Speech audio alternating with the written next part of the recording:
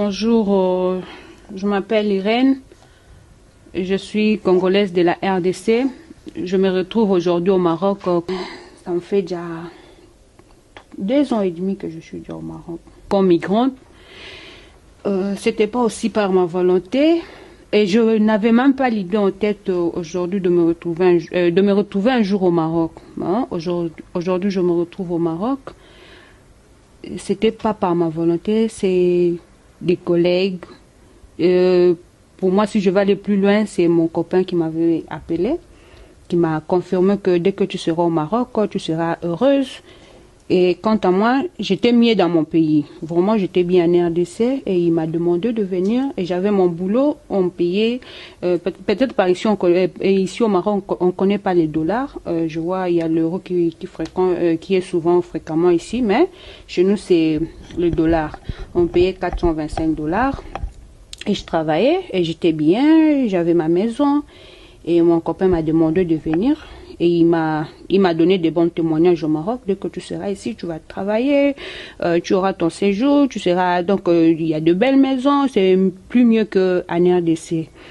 Il m'a demandé de prendre l'avion par Brazzaville, Bénin. Quand je suis arrivé au Bénin, il m'a dit non, tu vas prendre le bus, tu feras que, si c'est trop, c'est dans le 3 jours ou 5 jours, tu seras au Maroc.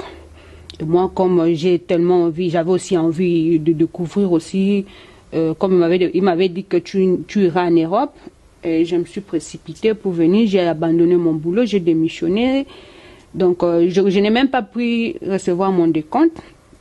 Je suis venue, et quand je suis venue, je suis arrivée, quitter Kinshasa, Brazzaville, Bénin, c'était bon. Maintenant, quitter Bénin jusqu'à arriver au Maroc, c'est là où j'ai vécu l'enfer. Et là, quand je venais, on a pris le bus, et le bus, d'abord, quand tu prends le bus, il y a trop de tracasseries en route, des tracasseries d'argent, il y a des tracasseries de viol. Quand on est arrivé à Niger aussi, c'était pas aussi facile.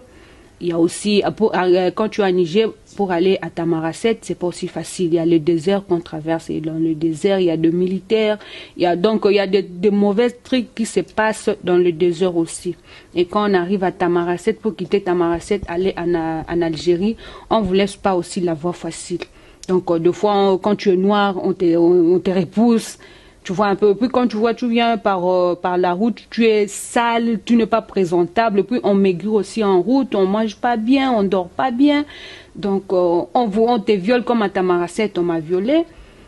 Bon, j'ai seulement encaissé. Comme pour moi, je me suis dit que dès que je vais arriver au Maroc, c'est le paradis, je vais me faire traiter, c'est bien. J'ai appelé le gars en question, il m'a dit, il s'est énervé, même que là où il était, il s'est énervé pour moi. Quand il s'est énervé, il n'avait pas la solution, ça m'a énervé. Non, comment on doit te faire ça? J'ai dit que c'est de ma volonté. Et quand je suis arrivée, j'ai quitté l'Algérie et le Tamaracet pour arriver en Algérie. J'ai fait autant, à peu près, si c'est 2 mois, depuis que j'ai quitté Kinshasa pour arriver au Maroc, je fais 2 mois. Et quand je suis arrivée à la frontière du Maroc, on a croisé aussi les militaires marocains qui nous ont violés parce qu'on était 2 filles, une dizaine de garçons. Et comme on était fatigués parce qu'on fait le pied pour arriver à la frontière, les hommes aussi étaient fatigués, nous aussi on était fatigués, on n'avait pas quoi faire. On était obligés d'accepter. J'étais obligée d'accepter comme un viol et on nous a laissé passer. Et pour moi, je croyais que l'enfer était fini. Quand on est arrivé à la frontière du Maroc, en entrant au Maroc, je me suis dit que non, j'arrive maintenant au paradis. Et l'enfer a vraiment bien commencé.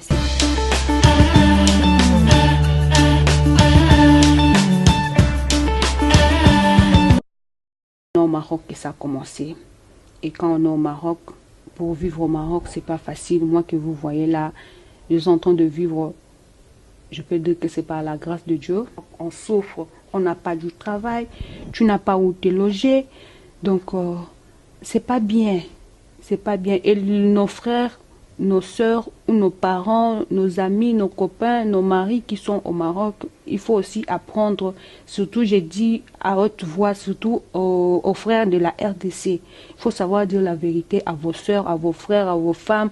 Il faut dire la vérité. Quand tu souffres, il faut dire à ton ami que là où je suis en train de souffrir. Il ne faut pas venir. Faut pas venir parce que moi quand je prends le courage de donner ce témoignage parce que j'ai pitié des autres. Il y a les autres qui viennent jusqu'aujourd'hui, il fait que venir.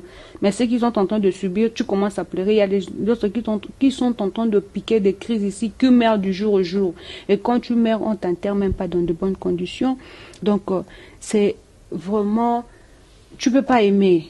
Tu peux pas aimer. Moi qui vous parle là, je suis votre sœur Irène, congolaise de la RDC. Peut-être si vous pouvez vous poser des questions, que non, il y a l'ambassade de la RDC. Et l'ambassade fait quoi? Qu'est-ce que l'ambassade de la RDC peut faire? Aussi longtemps que même si tu vas là-bas, on ne te sert pas même la carte consulaire pour te servir la carte consulaire, c'est tout un problème. Or, je suis résident de la RDC, j'ai mon passeport, je montre mon passeport, mais pour me donner la carte consulaire, c'est tout un problème.